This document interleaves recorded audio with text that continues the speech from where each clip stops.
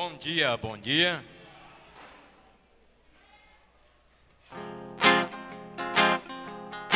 Vamos pôr de pé, começar adorando ao nosso Deus. Mudou. Eu esqueci.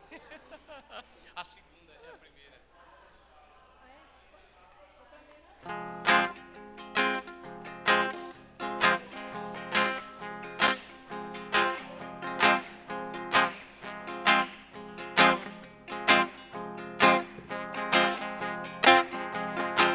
Jesus, Jesus, eu amo a ti. Morrer na cruz por mim. Agora é tempo de dizer: sou grato por me amar assim. Quando prego tua palavra, algo queima em meu ser. Porque nesta caminhada vou pregar até morrer.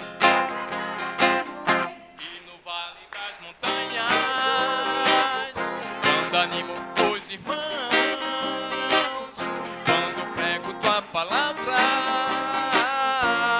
até o final. E no vale das montanhas, quando animo os irmãos quando prego tua palavra até o final. Jesus, Jesus, eu amo a ti. Morrer na cruz por mim. Agora é tempo de dizer: sou grato por me amar assim. Quando prego tua palavra, algo queima em meu ser. Porque nesta caminhada vou pregar até morrer. E no vale das montanhas, irmãos, quando prego tua palavra até o final.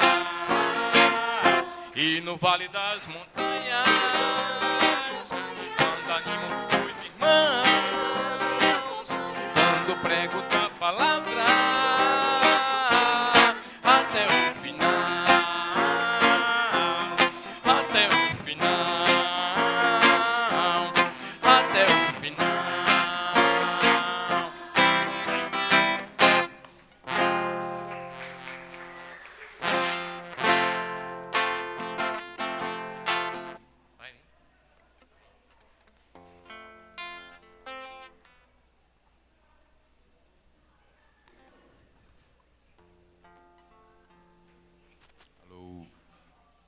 Bom dia, irmãos, amigos. Eu quero dar as boas-vindas a todos vocês que estão nesse domingo para adorar a Deus, nesse culto em homenagem a Jesus e o amor de Deus por nossas vidas. Essa semana e as 3 semanas seguintes, nós vamos dar uma pausa nas aulas sobre os provérbios de Jesus e vamos estudar o caminho de Jesus até a cruz. Culminando com o período da Páscoa, que é no final desse mês de março. Então serão 4 aulas falando sobre o amor, as decisões e o caminho que Jesus precisou tomar para chegar até a cruz do Calvário e nos dar o amor de Deus na cruz. Então eu queria muito que você, nessas aulas, pudesse preparar o coração para essa data, para esse momento. A Páscoa, ela seria no calendário a data mais importante do cristianismo para nós, né? A gente celebra Natal, celebra Ano Novo, Dia das Mulheres, Dia das Crianças, né? Dia das Mães. Porém, a Páscoa, ela tem um significado que vai muito fundo no que temos recebido de Deus, no propósito de estarmos aqui hoje, do porquê que fazemos cada coisa, né? Então é a expressão máxima do amor de Deus, ela foi manifestada na Páscoa, através de Jesus. Então eu desejo que essas aulas preparem o nosso coração para essa data, né? Que a gente possa chegar na data da Páscoa com um coração mais reflexivo, um coração mais focado no amor que foi dispensado por Deus para nós, né? nesse dia. Então, queria terminar com oração. Vamos orar. Senhor nosso Deus, queremos agradecer por esse culto, pedir a bênção do Senhor, Pai, para cada coisa que vai ser oferecida aqui a Ti, Pai. Estamos prestando honra e glória a Ti, Pai. O Senhor é o único digno, Pai, de louvor e adoração, por isso que estamos aqui, Pai. Obrigado por seu amor, obrigado por Jesus. Abençoa as canções, a mensagem, as reflexões, o serviço dos irmãos, a comunhão, os relacionamentos, Pai. Tudo possa ser usado pela ação do Teu Espírito em favor do Teu reino, Pai. Oramos gratos em nome de Jesus. Amém.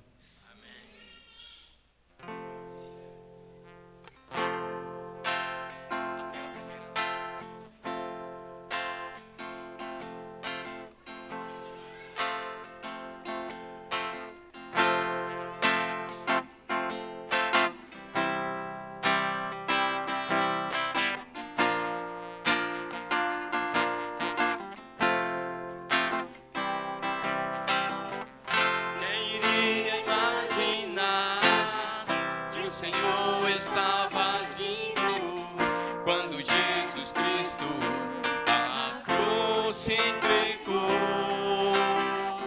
demonstrando amor profundo, deu o seu Filho bendito, que enfrentou a morte, mas ressuscitou. E por meio desta cruz temos graça e redenção, temos vida nova, temos o perdão. Quando Cristo veio ao mundo, ensinou o que é amar, dando sua vida para nos salvar. quem iria imaginar? Que o Senhor estava agindo quando Jesus Cristo a cruz se entregou, demonstrando amor profundo, é o seu Filho bendito, que levou a morte, mas ressuscitou. E por meio desta cruz temos graça e redenção, temos vida nova, temos o perdão. Quando Cristo veio ao mundo, ensinou o que é amar, dando sua vida para nos salvar.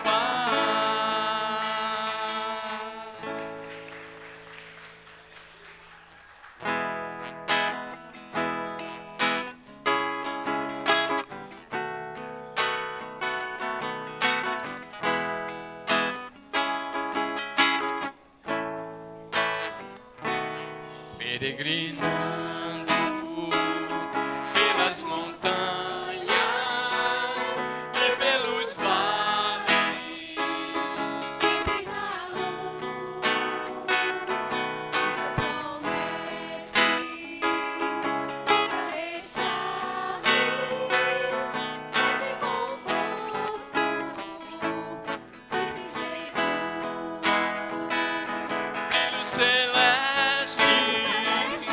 brilho celeste, enche a minha alma, glória de Deus,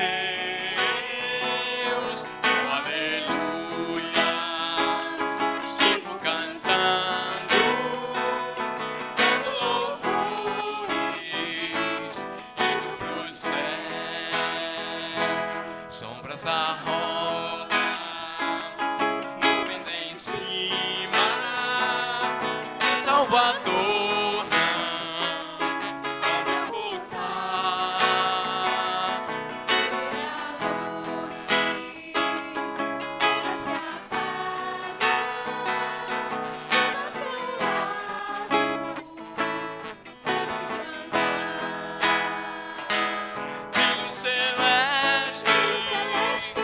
Brilho celeste, enche a minha alma,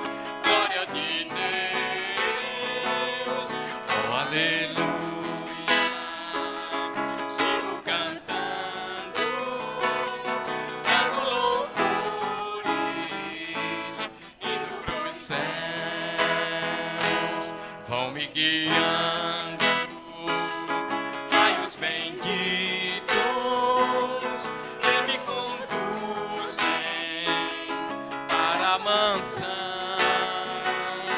mais e mais perto, me seguindo, dando louvores da salvação. Filho celeste, filho celeste, enche a minha alma, glória de Deus, oh, aleluia.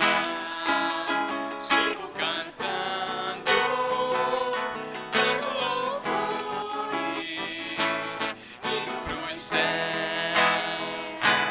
Brilho celeste, brilho celeste, enche a minha alma, glória de Deus, oh, aleluia. Sigo cantando, dando louvores, indo pros céus.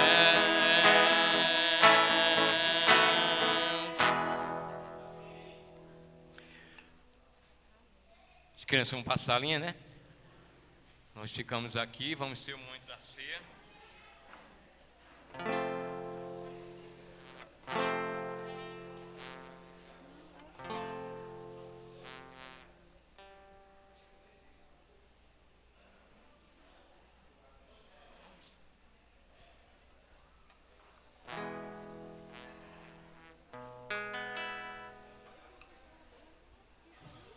Nós que ficamos, vamos continuar. Você pode sentar.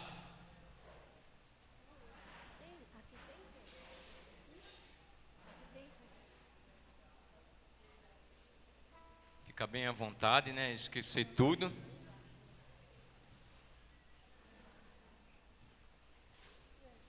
Vamos também ficar cantando um louvor para esse momento.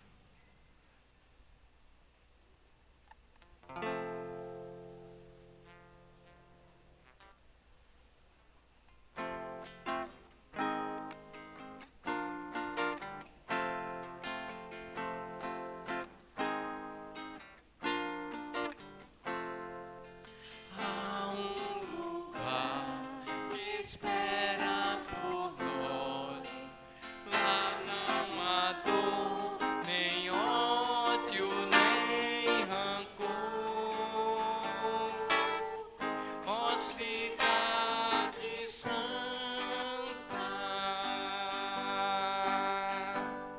a paz chegará, vinda de Deus, e enxugará nossas lágrimas. Não haverá nem lua nem sol. Deus brilhará para nos iluminar. Ó cidade santa,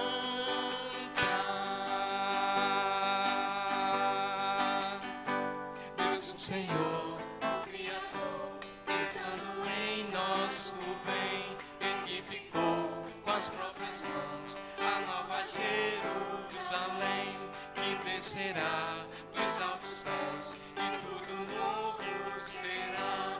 Quem a herdar sempre será vencedor.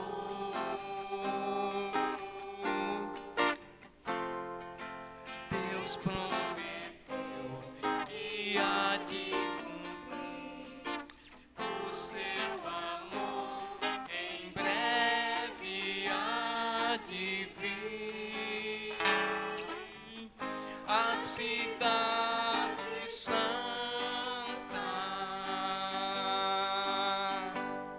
a paz chegará, vinda de Deus, e enxugará nossas lágrimas. Não haverá nem lua nem sol. Deus brilhará para nos iluminar.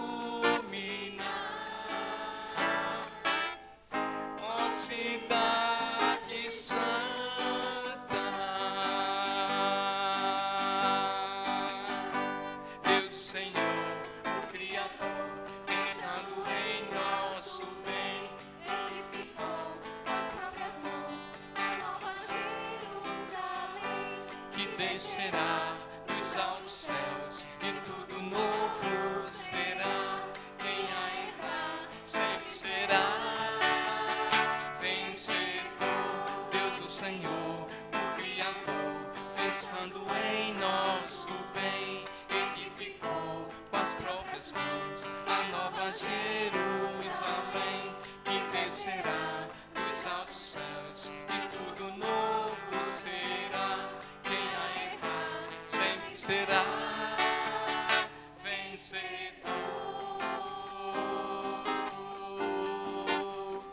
Vencedor. Vencedor.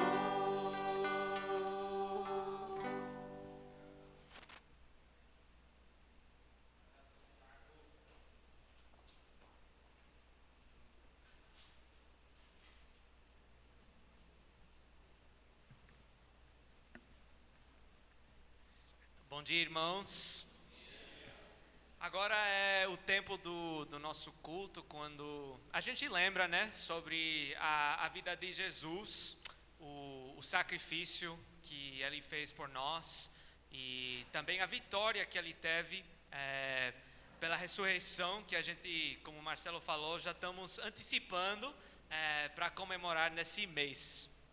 E esse tempo da ceia também é especial, porque é uma lembrança da fidelidade de Deus.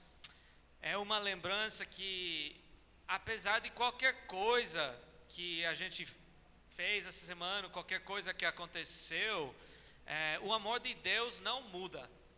E o sacrifício que Jesus fez é o suficiente para cobrir nossos pecados, quando estamos sometidos a viver para Ele. Então, também queria compartilhar que esse tempo não é só uma lembrança dessas coisas, mas também serve como uma oportunidade para a gente avaliar nossos corações perante Deus. Muitas vezes as vidas são bem corridas, né? Eu particularmente tive uma semana bem corrida mesmo. E às vezes, na verdade, é bem importante ter um tempo para parar e refletir com Deus sobre nossa conexão com Ele e onde estão realmente nossos corações. Na primeira carta de Paulo, em Coríntios, capítulo 11, versículo 28, a Bíblia diz: examine cada um a si mesmo, e então coma do pão e beba do cálice. Minha mãe me disse que ela e meu padrasto começaram uma tradição que eles chamam o Estado da União. E basicamente eles, cada semana, tem um tempo, quando falam sobre como foi essa semana, quais coisas foram difíceis no matrimônio deles, quais coisas deram certo, e é uma oportunidade para eles terem uma sinceridade, né, de falar a verdade de o que aconteceu. E é uma oportunidade que eles têm especificamente para parar na corrida da vida. Agora eles estão com 2 filhos em casa, cachorro, sempre pessoas chegando e tal. Mas para o matrimônio deles, eles precisam de calma. Vamos falar. Vamos ter esse tempo de conexão. E para mim, como filho da minha mãe, foi bem legal, foi bem inspirador escutar o efeito que isso está tendo no matrimônio deles. E eu acho, como fala essa escritura, que isso seja parte do presente que Jesus deu para nós com a ceia. Que possamos ter essa conexão e sinceridade sobre os nossos corações, onde realmente estamos espiritualmente. Então, quero animar vocês, meus irmãos e irmãs, para se conectar com o sacrifício de Jesus agora e o impacto da ressurreição e avaliar nossos corações nesse momento da ceia. Vamos orar. Deus, muito obrigado pelo sacrifício que o seu Filho fez por nós. Muito obrigado pela vida que o Senhor nos deu como um presente, a nova criação. Somos muito gratos pela oportunidade de lembrar a vida de Jesus, a inspiração que ela traz para nossas vidas. Somos muito gratos pelo sacrifício e como Ele cobre os nossos pecados. Ele nos dá a oportunidade para ter uma alegria sincera. E muito obrigado pela oportunidade também de avaliar nossos corações sem medo, sabendo que o amor do Senhor não muda, mas pela oportunidade de crescer e nos aproximar cada dia mais a Cristo. Pedimos tudo isso em nome dele. Amém.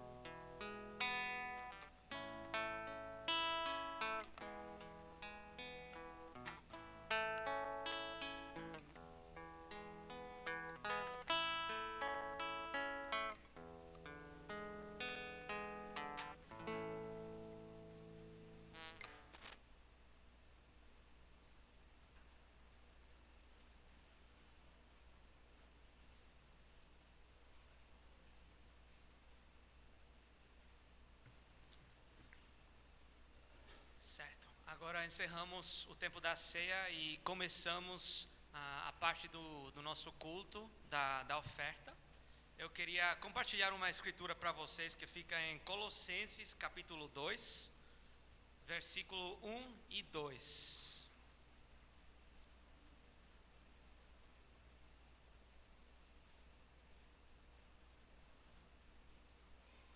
Aí diz: quero que vocês saibam quanto estou lutando por vocês, pelos que estão em Laodiceia e por todos os que ainda não me conhecem pessoalmente. Esforço-me para que o coração deles seja fortalecido, sejam unidos pelo amor e alcancem toda a riqueza do pleno entendimento, a fim de conhecerem plenamente o ministério de Deus, a saber, Cristo. Uma coisa que me parece bem inspiradora de Paulo é que ele entendia exatamente onde estava o tesouro verdadeiro. Ele entendia e ensinava que as melhores riquezas não são materiais. Elas são bênçãos espirituais, como a união, como a sabedoria. E Deus nos dá uma oportunidade para ter uma parceria com Ele. Então, sabendo tudo isso, realmente eu sinto uma honra nesse tempo da oferta, porque aí a gente está mostrando onde ficam nossos tesouros e que somos parte da missão que Deus tem para mostrar para todos aqui na terra o tesouro que Ele tem para nós. Então, com isso, vamos orar para esse tempo.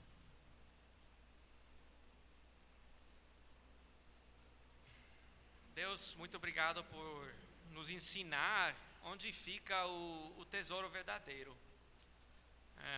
A gente já procurou o tesouro aqui na terra várias vezes. Às vezes também erramos em procurá-lo ainda. Mas em nossos corações sabemos que o tesouro que enche os desejos mais fortes em nossos corações fica no céu, fica no Senhor. E a gente quer participar no processo de construir tesouros no céu, mas também criar uma imagem de como vai ser a nova criação aqui na terra.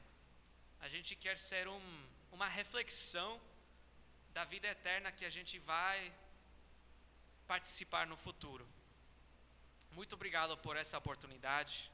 Muito obrigado por permitir que a gente seja os parceiros do Senhor. Peço que a gente possa dar um sacrifício com corações gratos. E tudo isso é em nome de Jesus. Amém.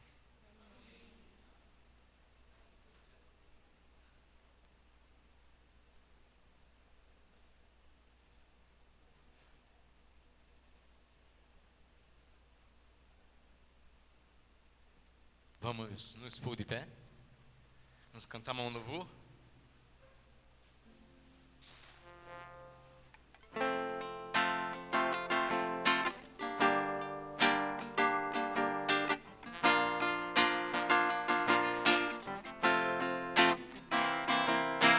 Olho para os céus e para os montes,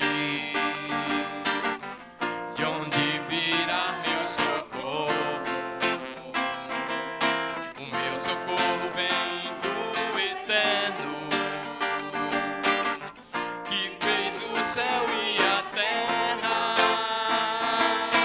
Olho para os céus e para os montes, de onde virá meu socorro. Meu socorro vem do Eterno, que fez o céu e a terra. Olho para os céus e para os montes, de onde virá meu socorro. Meu socorro vem do Eterno,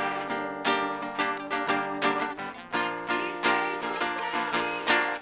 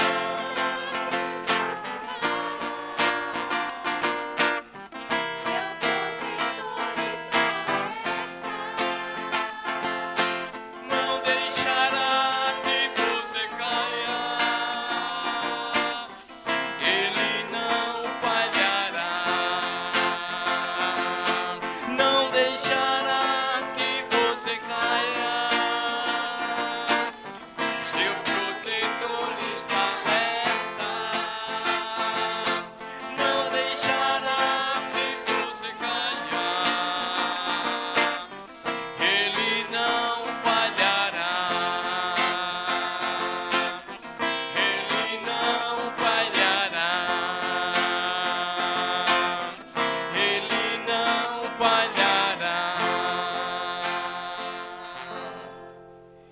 Podemos sentar.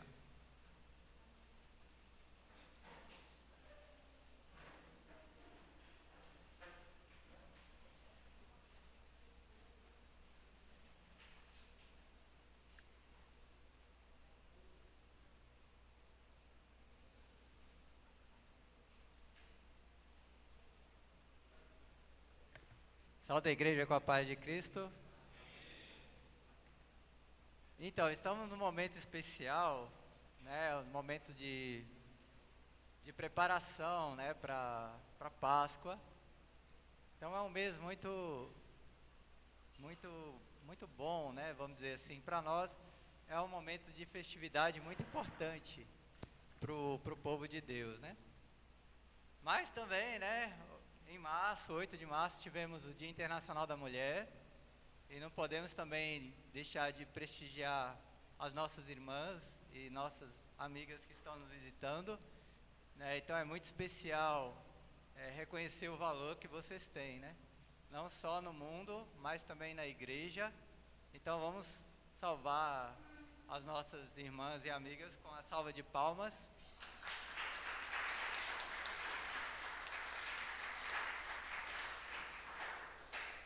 E então vocês são muito especiais, né? Não só para nós, mas para Deus. E eu penso que se o mundo valoriza a mulher, né? Como ser, como pessoa, e Deus muito mais, né? Valoriza cada uma de vocês como princesas, como auxiliadoras do próprio Deus, né? De cada um de nós e do próprio Deus. Então, muito obrigado. Então, esse momento da Páscoa é o momento da gente dizer muito obrigado também a Jesus, né? É muito especial a Páscoa. O mundo capitalista dá uma ênfase muito grande ao Natal, porque é um evento que envolve muito comércio, né? Apesar de que a Páscoa também tem, né? Mas no Natal a figura de Jesus ela ainda aparece um pouco. E na Páscoa a gente vê que praticamente Jesus desaparece, né? Então você tem uma ênfase muito maior no ovo da Páscoa, né? No chocolate, do que de fato parar para pensar que sem Jesus nós não teríamos Páscoa. A Páscoa ela existia, né, na época do Antigo Testamento. E ainda existe, ainda é comemorada, né, pela comunidade judaica que não acredita em Jesus, como sendo um evento que lembra a libertação, né, do povo de Deus. Então, naquele tempo, né, que Israel era escravizado pelo Egito, então Deus teve que atuar com poder, mandando aquelas pragas, né? E Deus mandou, enfim, um monte de praga e nada, né? O faraó não libertava o povo de Israel de jeito nenhum. E aí então Deus mandou uma praga que era terrível, né? E que na verdade ela reflete muito o que Deus ia fazer no futuro. Então Deus manda o anjo da morte, ele passar pelo Egito e matar todo o primogênito. E aí o que acontece? Para que os filhos dos israelitas, né, os primogênitos dos israelitas não morressem, eles teriam que sacrificar um cordeiro, pegar o sangue, e esse cordeiro teria que ser um cordeiro próprio, né, para ser ofertado para a remissão dos pecados. Então deveria ser sem defeito, perfeito, né? Então esse cordeiro seria morto, ou vários cordeiros, né, seriam mortos, e o sangue dele seria passado nos portais, no madeiro das casas. E aí o anjo da morte, ao passar pelas casas e ver no portal, no madeiro do portal, o sangue do cordeiro, se desviaria e aí não mataria o primogênito que estaria ali naquela casa. E por meio dessa dessa última praga, né, que foi terrível, matou todos os primogênitos dos animais, dos egípcios, então, do próprio faraó. Então, não teve outra alternativa para os egípcios a não ser mandar realmente o povo de Israel sair dali, né, como um povo que estava trazendo maldição para eles, e era o que estava acontecendo. Aí o que acontece? Isso, né, essa Páscoa que é comemorada lembrando isso, a libertação por meio dessa praga, né, do anjo da morte passando, e do livramento do anjo da morte através do pintar com sangue de um cordeiro o portal da casa. Isso tudo é uma lembrança, né, na verdade é uma perspectiva do que Deus ia fazer com Jesus, né, do plano de Deus para salvar a humanidade. Então, ali muitos morreram para que alguns tivessem liberdade, né? E Jesus, um único, morreu para que muitos tivessem liberdade, a liberdade espiritual. O madeiro, ele foi pintado com sangue. Naquela época, né, no Velho Testamento, o madeiro das portas foi pintado com sangue de um cordeiro. Com Jesus, o madeiro da cruz foi pintado com sangue do Cordeiro de Deus, derramado pelo próprio Jesus, para que o anjo da morte não mais passasse e matasse os seus filhos, os filhos de Deus, os discípulos de Jesus, mas se desviasse.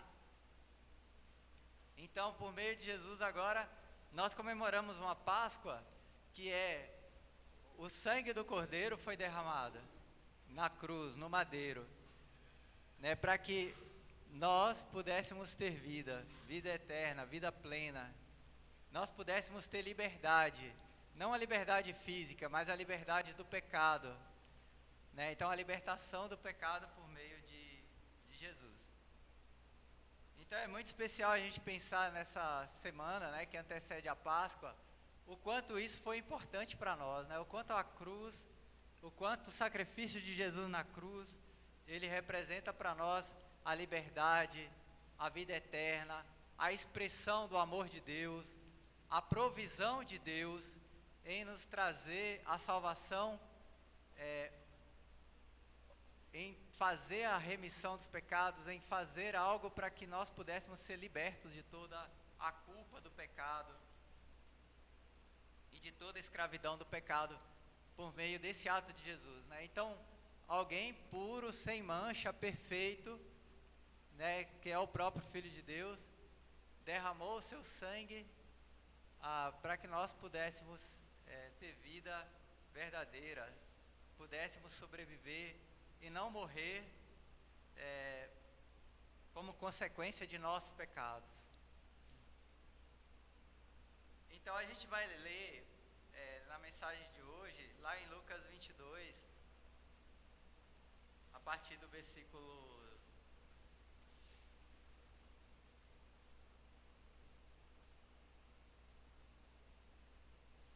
39, a gente vai começar a ver, então, esse início, né, do caminhar até a cruz de Jesus.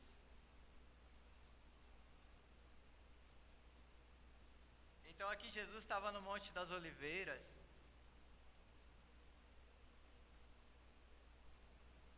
e ele já sabia que ia ser preso, morto, né? Então, ele sabia de todo o plano de Deus para nos salvar e que ele teria que passar por tudo aquilo, né? Então a gente vai acompanhar esse trajeto.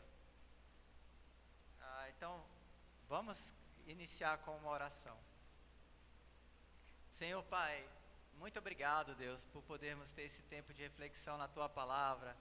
Obrigado por podermos ter acesso às Escrituras e poder encontrar nelas o relato dessa caminhada de Jesus até a cruz, de saber, Pai, que o Senhor trabalhou para prover esse caminho de salvação para nós, que o Senhor, na sua sabedoria, bolou esse plano que foi concretizado, Pai, por meio de Jesus para a salvação de nossas almas.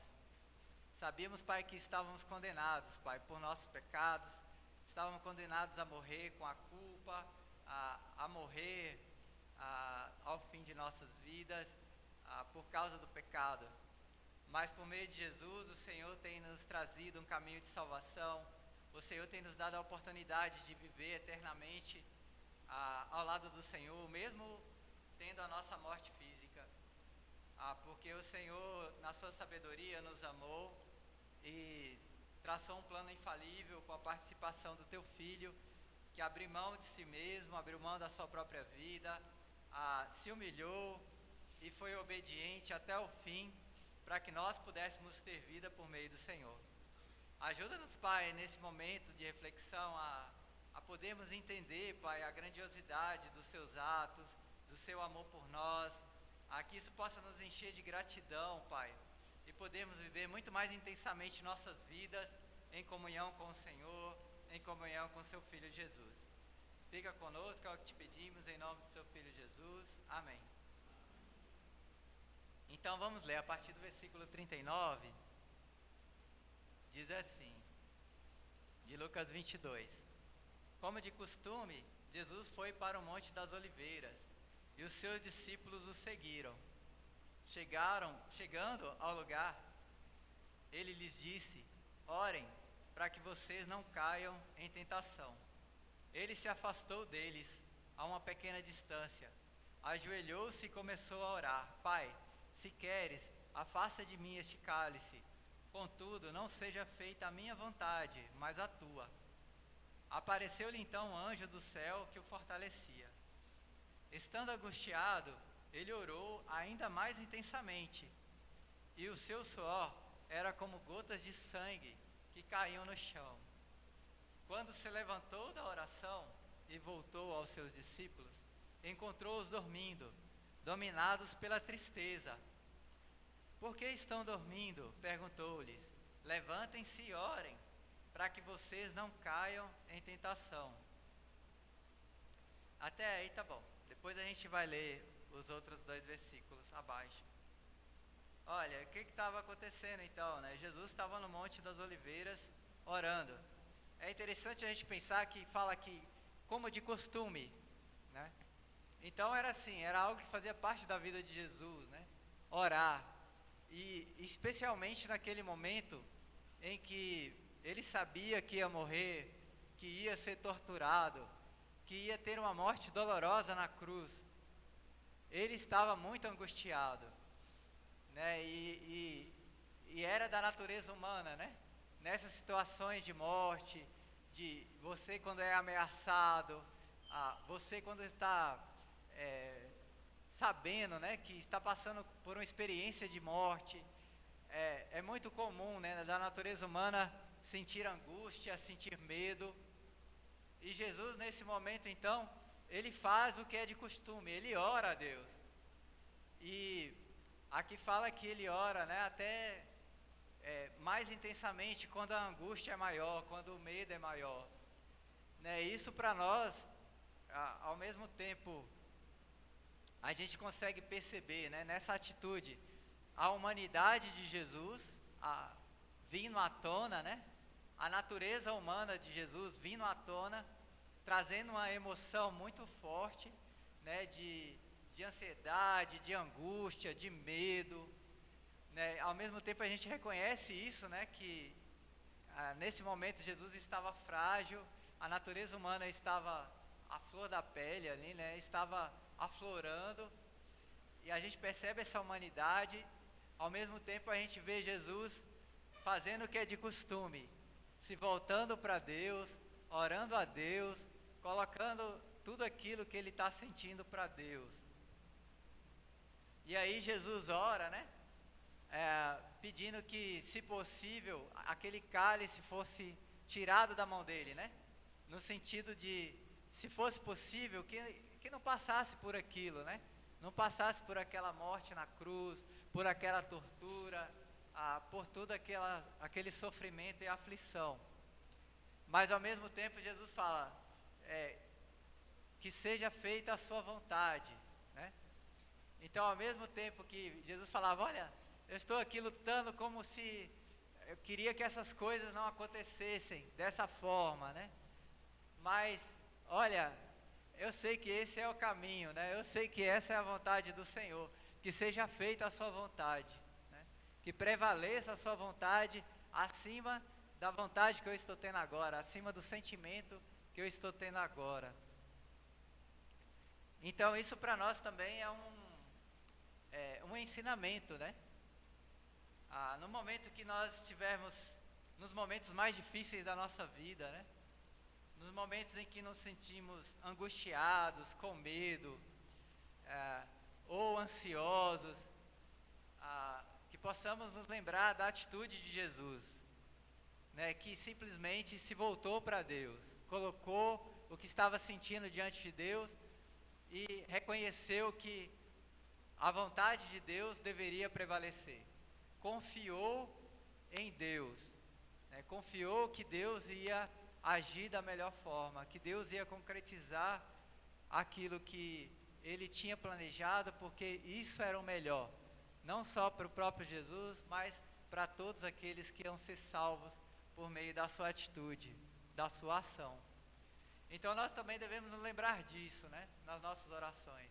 Então colocarmos diante de Deus aquilo que nos aflige, aquilo que nos angustia, aquilo que nos dá medo, mas ao mesmo tempo reconhecer, Deus, olha, eu confio no Senhor, que seja feita a sua vontade, né? Se está acontecendo essas situações complicadas e difíceis, o Senhor está no controle e o Senhor vai fazer com que isso se reverta em bênção, né? Mesmo que agora seja uma maldição para mim, mesmo que agora seja uma coisa ruim para mim, isso vai ser convertido em salvação, em bênção, em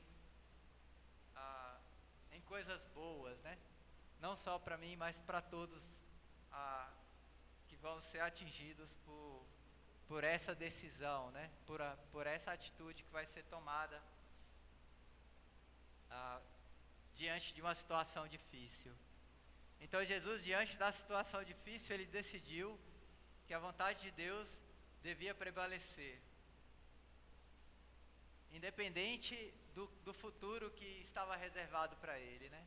Independente da tortura, da prisão, de ser reconhecido como um criminoso, né? Então imagina, você se esforça para ter uma vida justa, para fazer tudo de acordo com a vontade de Deus, e aí de repente você vai ser encarado pelas pessoas e tratado como um ladrão, como um criminoso, como alguém que merece morrer, pelos seus atos de bondade, pelos seus atos de justiça, né? Por ter falado de Deus e revelado Deus para as pessoas. Então muitas vezes a natureza humana, né, vem à tona, né, quando você é injustiçado, né, quando você é reconhecido como alguém, um criminoso, quando na verdade você não fez nada de errado, né? Então muitas vezes as pessoas falam, né, eu quero justiça, né, quando você é tratado com injustiça indevida. Então Jesus ali, ele suportou toda aquela injustiça, né? Ou ele estava pronto ali naquele momento a suportar toda aquela injustiça que estava por vir, de todo aquele tratamento injusto que ele iria passar, de toda a tortura física, né, que ele iria passar, de toda a morte dolorosa e lenta numa cruz, pregado num sol quente, morrendo por asfixia, perdendo sangue, né? Então ele sentiu a angústia de tudo isso, mas colocou em oração nas mãos de Deus e confiou que o melhor é que Deus realizasse tudo como ele havia planejado, e que ele iria conseguir passar por tudo aquilo sem fraquejar na carne, né? Então essa era a grande angústia de Jesus, né? Ele estava sentindo ali a carne dele vindo à tona, e a gente sabe, né, quando a gente passa por alguma coisa, né, de machucar a nossa carne, né? De repente de uma topada no dedão, né? Ou de bater com o martelo no dedo, né? Ou de sofrer um acidente de carro e quebrar alguma coisa, um acidente de moto, de bicicleta. Quando a nossa natureza, a nossa carne, ela sofre, nossa, é muito ruim, né?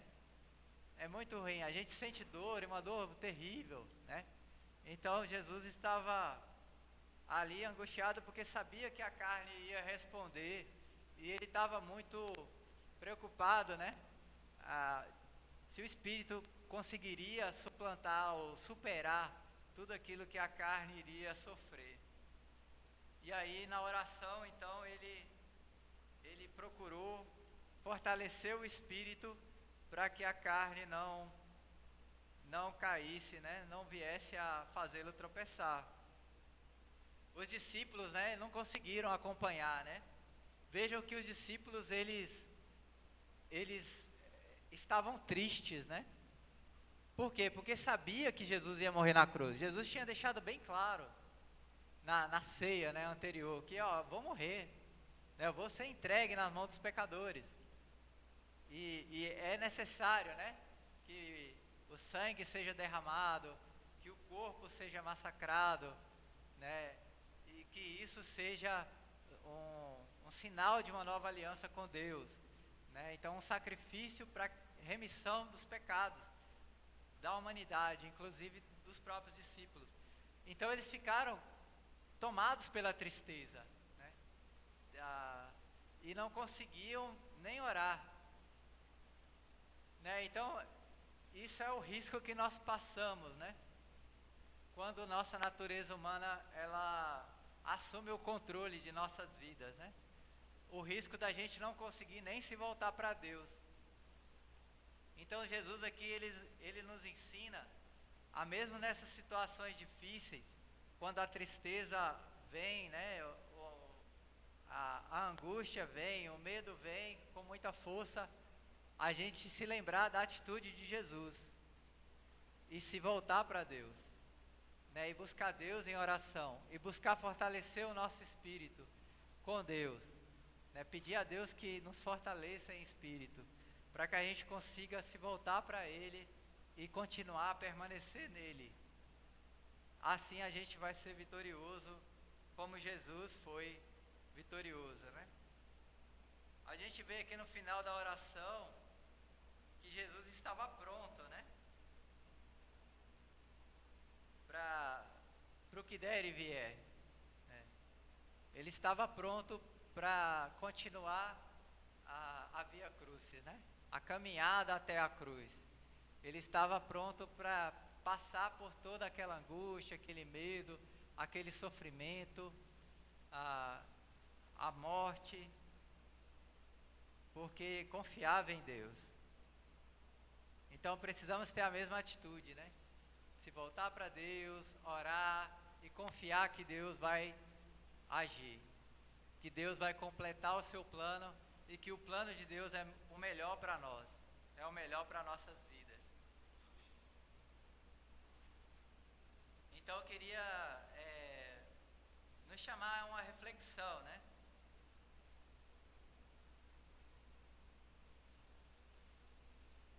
Então, nos momentos de preocupações, de medo e angústia, você ora a Deus para que a vontade dele se realize?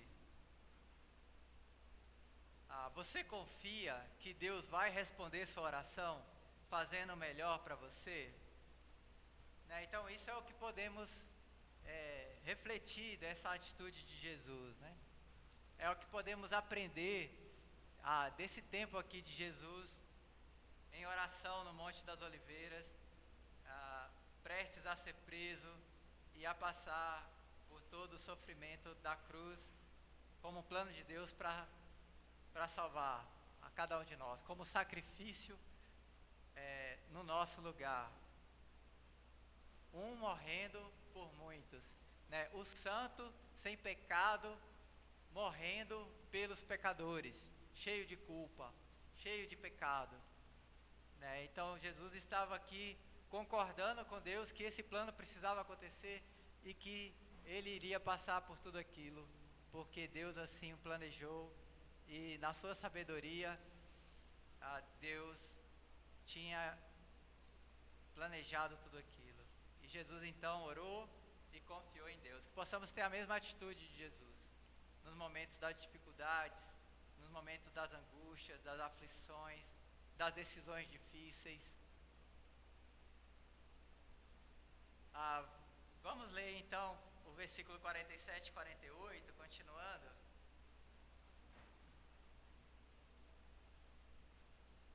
Então diz assim: enquanto ele ainda falava, né, enquanto Jesus falava, apareceu uma multidão conduzida por Judas, um dos 12.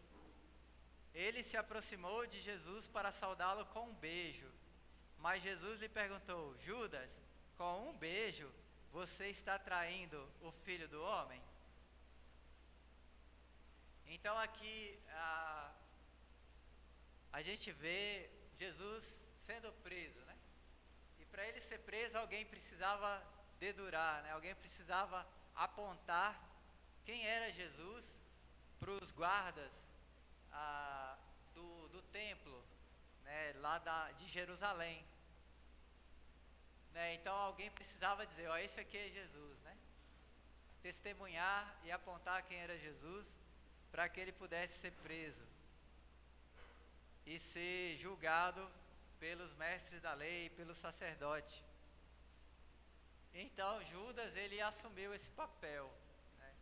Judas, ele foi escolhido pelo próprio Jesus, né? Em alguns evangelhos, né, no evangelho de João, diz que Jesus já sabia que Judas iria traí-lo, né? Então imagina, você escolher 12 que estarão com você por 3 anos, aprendendo com você e ensinando outros, sabendo que esse seria o traidor que iria lhe entregar para a morte na cruz. Então, a gente às vezes, né, tem um certo repúdio de pessoas que querem o nosso mal, né? O que é natural da natureza humana, né? Você não gostar de alguém que não gosta de você, não gostar de alguém que de alguma maneira lhe traiu ou lhe ofendeu. Jesus aqui diante de Judas, ele não fez isso, né? Ele não afastou Judas, ele não tratou Judas com indiferença, ele não deixou para os outros discípulos claro que Judas seria o traidor. Ou seja, ele revelou que Judas iria traí-lo em nenhum momento, a não ser o momento anterior a esse episódio, né?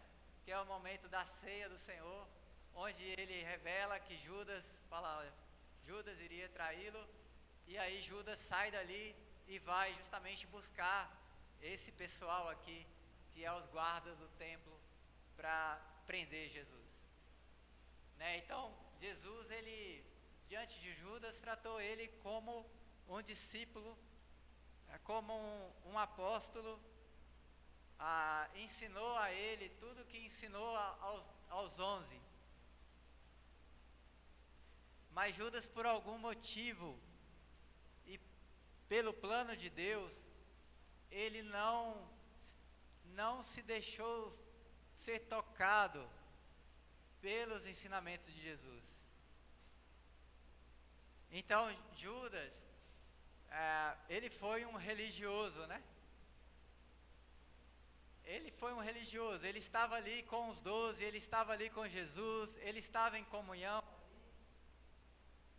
Ele ouvia Jesus, os ensinamentos de Jesus, ele praticou o que Jesus havia pedido muitas vezes, Jesus pediu coisas para ele.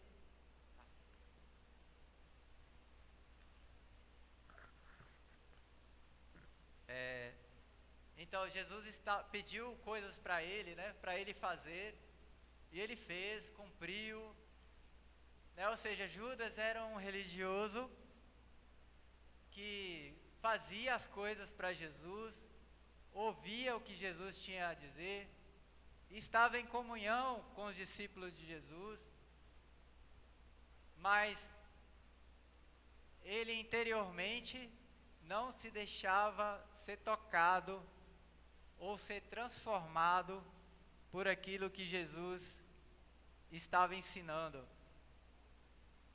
Sabe, Judas é, ao mesmo tempo, um exemplo do que não se deve ser para nós, e ao mesmo tempo um lembrete de que cada um de nós ainda podemos ser como Judas, né? Então são dois lembretes péssimos, né? Mas o que acontece? Potencialmente, cada um de nós podemos nos comportar como Judas, nós podemos ser religiosos, nós podemos estar em comunhão, ouvir a mensagem, ouvir sobre Jesus, mas interiormente essas coisas não transformarem o nosso ser, não nos fazer nova criatura. Então podemos tentar associar o que nós somos, o que pensamos, com aquilo que Jesus fala, o que Jesus pensa e o que Ele ensina, e ao mesmo tempo obedecermos em parte o que Jesus ensina e ao mesmo tempo desobedecermos algumas coisas que Jesus ensina, porque optamos em não sermos transformados plenamente. Então o que aconteceu com Judas não é algo distante de cada um de nós. Se nós optarmos por obedecer em parte a Jesus, por não sermos transformados pela palavra de Deus, se não olharmos para Jesus e procurarmos imitar cada atitude de Jesus na nossa vida, com as pessoas ao nosso redor, com nossos familiares, com nossos amigos, com as pessoas que encontramos, seja no trabalho, seja na escola, se não somos Jesus para eles, para as pessoas, nós estamos correndo um risco de sermos pessoas religiosas, de não sermos transformados plenamente por Jesus, de não sermos completamente nova criatura. E aí corremos o risco de nos comportarmos como Judas, de trairmos a Cristo, de trairmos nosso Mestre. Então, devemos olhar para Judas, né, não como o amaldiçoado, aquele que realmente estava destinado a fazer aquilo, a trair Jesus, mas devemos olhar para ele como alguém como nós, pecador, que teve acesso aos ensinos de Jesus, que teve acesso à comunhão dos discípulos de Jesus, à igreja, está junto com o povo de Deus, mas que infelizmente decidiu não obedecer a tudo, decidiu manter uma vida religiosa de fachada, em que parecia estar obedecendo, parecia fazer tudo aquilo que o mestre mandava por fora, mas por dentro alimentava coisas ruins, alimentava o pecado, não se arrependia do pecado, e aí acabou sendo dominado por Satanás e cumprir o papel de traidor. Então a traição,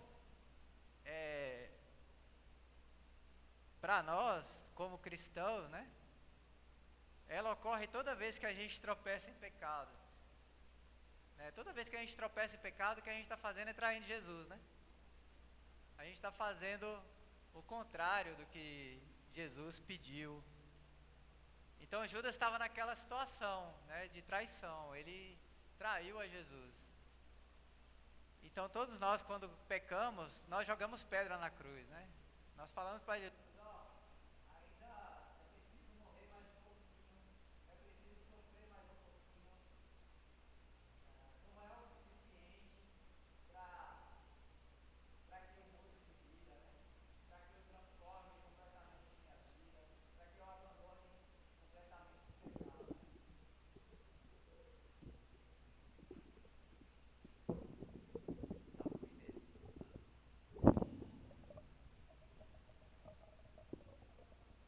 Eita. Então, gente, devemos pensar, né, que a cada pecado, né, nós estamos traindo a Jesus, né, nós estamos menosprezando o sacrifício de Cristo na cruz. Aí falar, puxa vida, e agora, né? Porque somos pecadores e pecamos o tempo todo, né? Então existe graça, né, para os traidores. Graças a Deus, né? E então nós nos comportamos como traidores a cada pecado, né? Mas existe graça para nós. E Jesus morreu na cruz justamente por causa dessa graça, que ela é derramada em nossas vidas e que a cada vez que nós nos colocamos em arrependimento, nós estamos novamente debaixo dessa graça, desse perdão imerecido, né? Dessa restauração completa, dessa comunhão completa com Deus. Judas, ele também teve a oportunidade de se arrepender, né?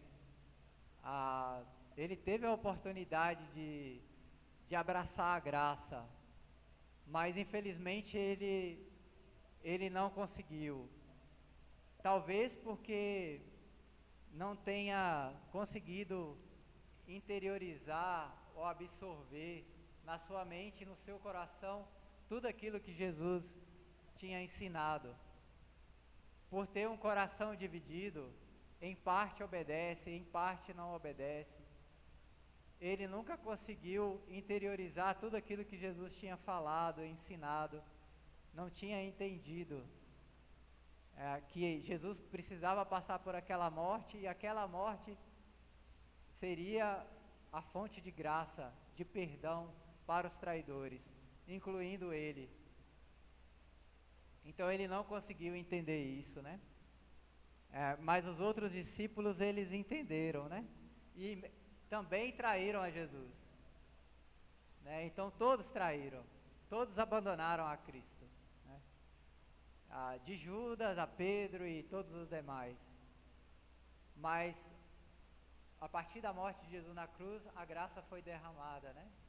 A partir dali, Deus fez uma aliança que por meio do sangue de Jesus nós poderíamos ser perdoados da nossa traição, do nosso pecado e da culpa do nosso pecado.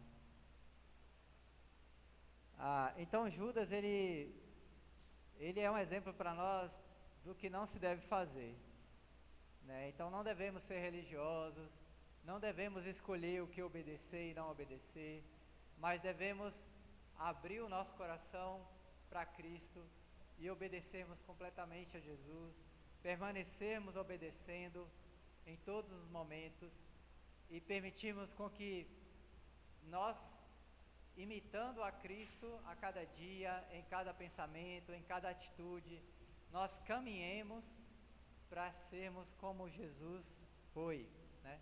Como Jesus é. E possamos então ser de fato nova criatura, né? Possamos ser templo do Espírito Santo de Deus, né? Possamos ser árvores que dão bons frutos para Deus, frutos do Espírito, né? Que nas nossas relações uns com os outros na igreja, com nossos familiares, com nossos amigos, com as pessoas que trabalham conosco, com aqueles que estudam conosco, nós possamos ser instrumento de Deus para fazer com que as pessoas entendam, né, que nós somos pecadores e que nós só estamos seguindo Jesus pelo próprio poder de Deus, derramado em nossas vidas por meio da cruz, por meio do sacrifício de Jesus na cruz. E que nós não temos em nada de diferente, né? Nada em especial. Para Deus nós somos especiais, mas em nós mesmos, nós não temos nada de diferente, somos pecadores. Mas Deus, na sua graça, no seu amor incondicional por nós, Ele nos dá Jesus, nos dá o sacrifício de Jesus na cruz, nos dá a sua graça, nos permite alcançar o arrependimento e sermos salvos. Então eu não vou ler, né, mas depois vocês, se quiserem, podem dar uma olhada. Assim, tudo aconteceu na vida de Judas aos poucos, né?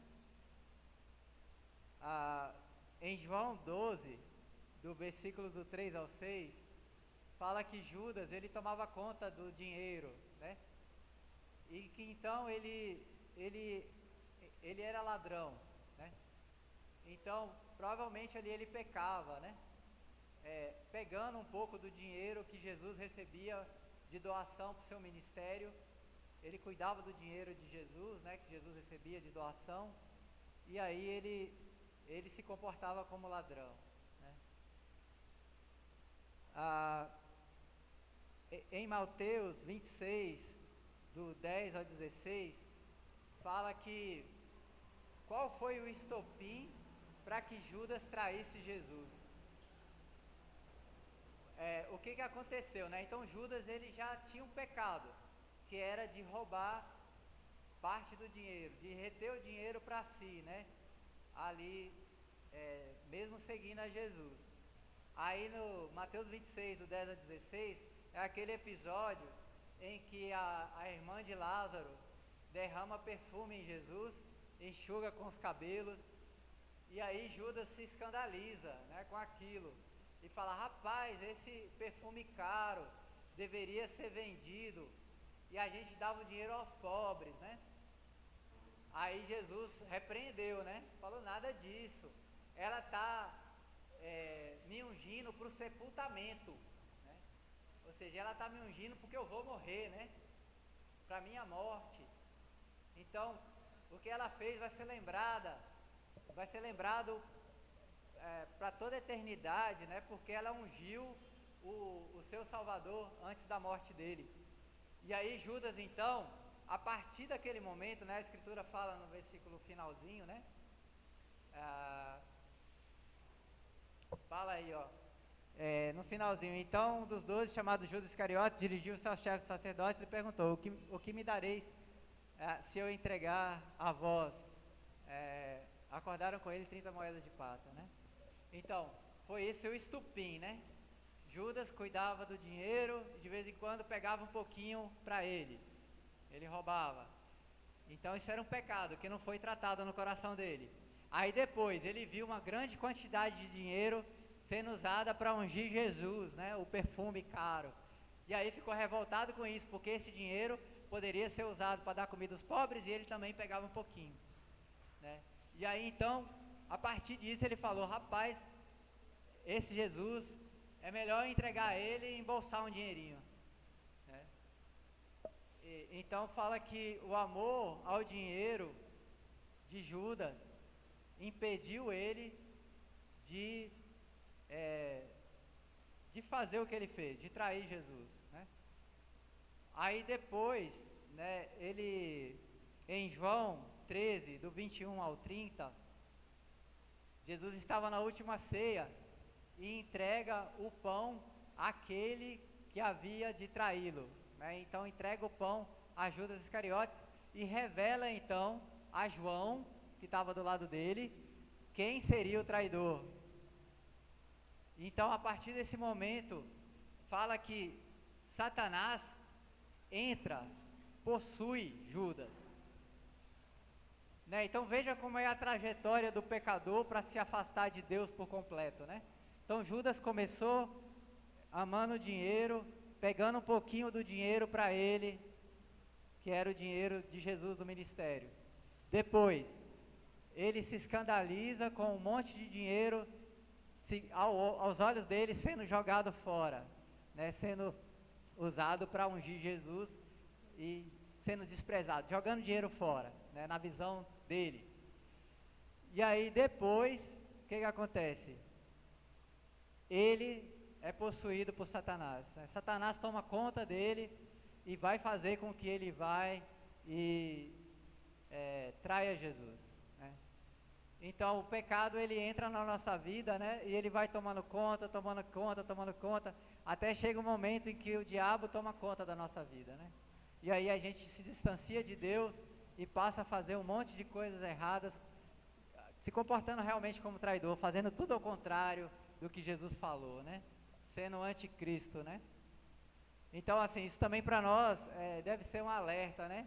De que o pecado na nossa vida, ele deve ser tratado com seriedade, qualquer que seja o pecado, né? Ele pode começar pequeno, pode ser uma coisa boba aos nossos olhos, aos olhos da sociedade, mas se a gente não tratar o pecado, se a gente não se arrepender, a tendência é que ele vai tomando conta da nossa vida até a gente se afastar completamente de Deus. Vamos ler Mateus 27, do 3 ao 5, para finalizar. Então, o que acontece depois, né?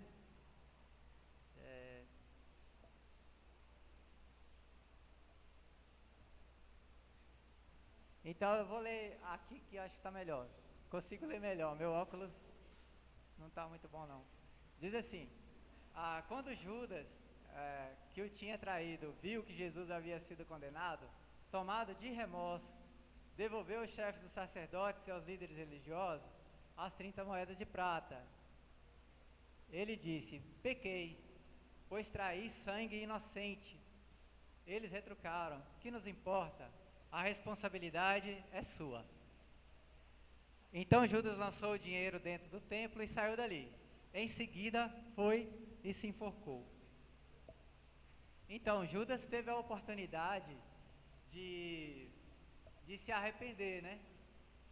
Ele poderia ter, no momento em que sentiu remorso, ele deveria ter caminhado do remorso para o arrependimento, né? A primeira coisa é identificar que pecou, e ele se identificou, né? Rapaz, traí sangue inocente, Jesus não era culpado de nada e foi condenado à morte porque eu traí ele, né? E aí falar: rapaz, eu traí sangue inocente, né? Então eu pequei. E aí ele deveria então ter feito o contrário desse pecado, né? Ele deveria ter procurado os discípulos, deveria ter procurado estar lá na cruz e de alguma forma falar com Jesus, tentar de alguma forma reparar o seu pecado, né? Isso é arrependimento, é fazer o contrário, né? Então, se eu trair, eu devo lá falar com a pessoa que eu traí, pedir perdão, falar com as pessoas que viram a minha traição e falar: olha, eu pequei contra ele e estou arrependido, ele não merecia isso, né? Mas aí o que acontece?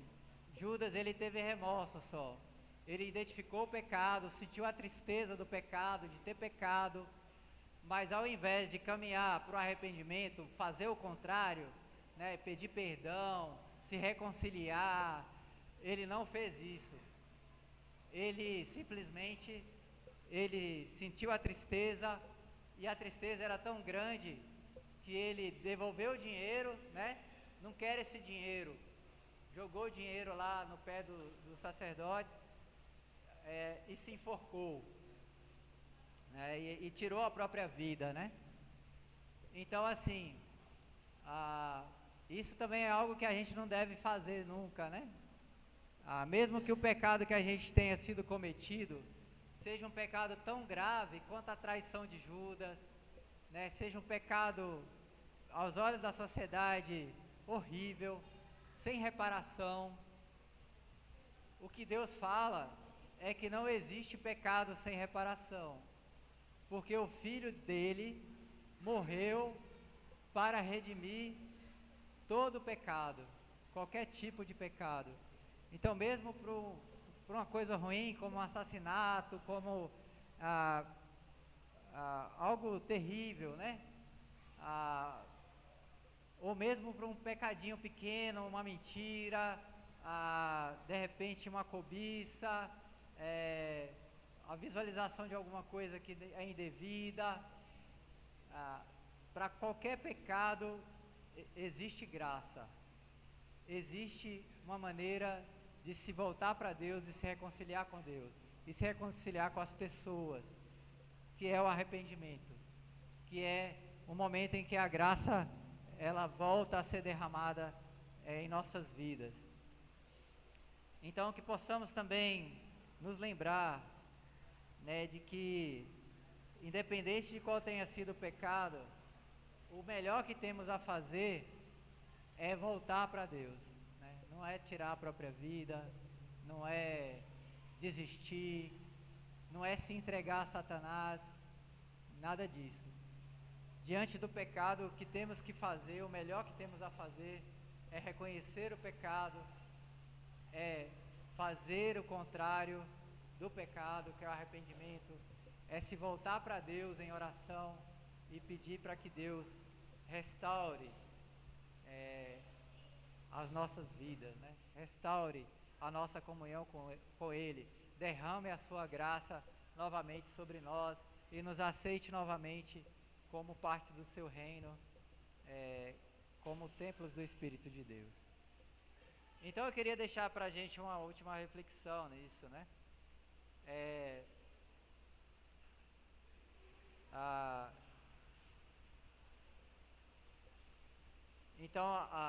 Em 2 Coríntios 13:5 fala para a gente examinar nós mesmos, né? Então, que possamos examinar cada um de nós, examinar nós mesmos diante de Deus, né?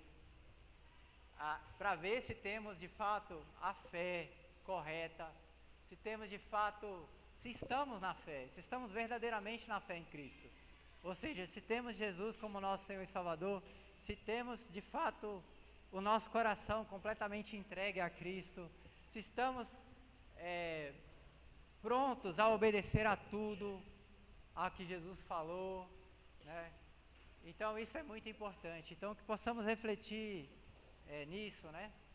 E que essa reflexão nos leve a estarmos mais próximos de Jesus, de Deus, né? Que ao refletir sobre isso, nós possamos buscar a Deus em oração, possamos buscar a graça de Deus, buscar o arrependimento de todo pecado, de termos de fato uma vida santa, de sermos nova criatura, pela transformação do nosso próprio ser. Então vamos terminar com uma oração. Senhor Deus, muito obrigado, Pai, primeiramente por Jesus, o nosso Senhor, o nosso Salvador. Obrigado pela entrega de Jesus na cruz. Pai, o quanto Jesus, Pai, Ele ao mesmo tempo é para nós um Salvador, um mártir que se entregou na cruz como sacrifício pelos nossos pecados. Ao mesmo tempo Ele é um mestre que mesmo nessa trajetória tão complicada, tão difícil, lutando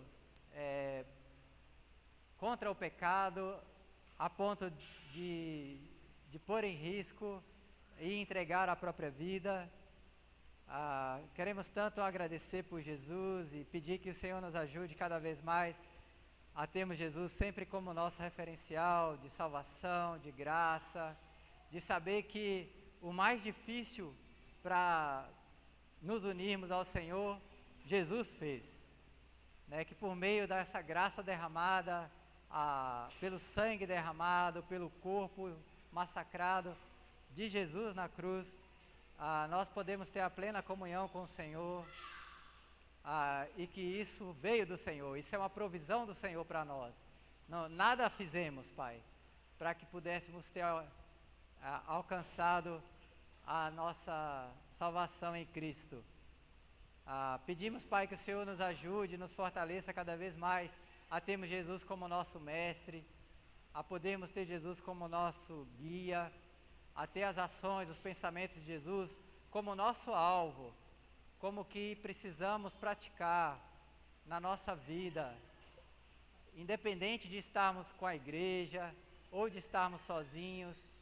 Nos ajuda, Pai, a sermos cada vez mais entregues ao Senhor e cada vez mais buscarmos a obediência à Tua palavra.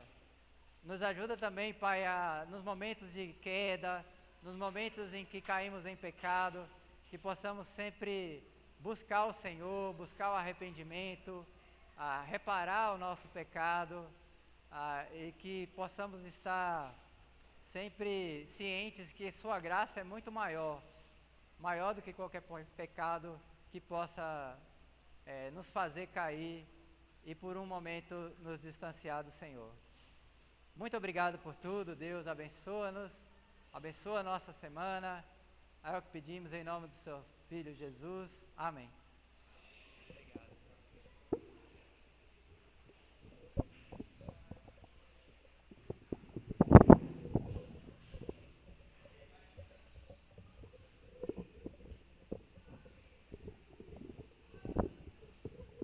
Vamos nos pôr de pé? Cantar mais um louvor ao nosso Deus?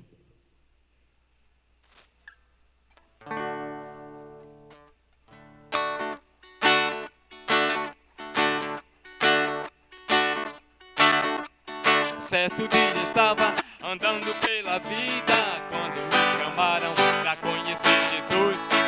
Depois de um tempo estudei a Bíblia e descobri aquele que por mim morreu na cruz. É Jesus.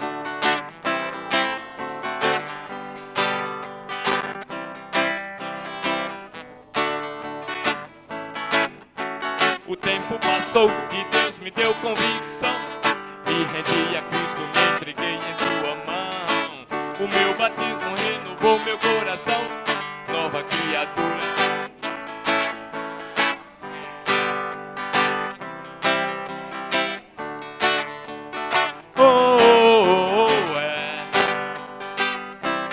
É Jesus. Tenho caminhado sempre ao lado dele, compartilhando esse amor verdadeiro. Na caminhada quero ir até o fim.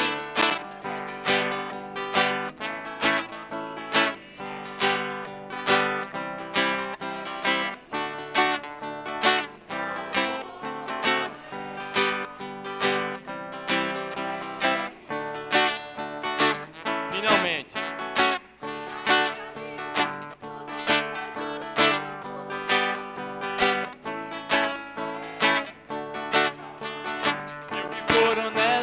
Pense nessas coisas, se alegre com o que é certo.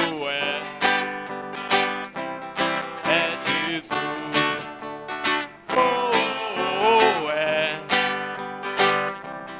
É Jesus. Hey, hey, hey, meu Senhor, meu Rei. Rei Jesus, meu Salvador, meu Redentor, morreu por mim na cruz.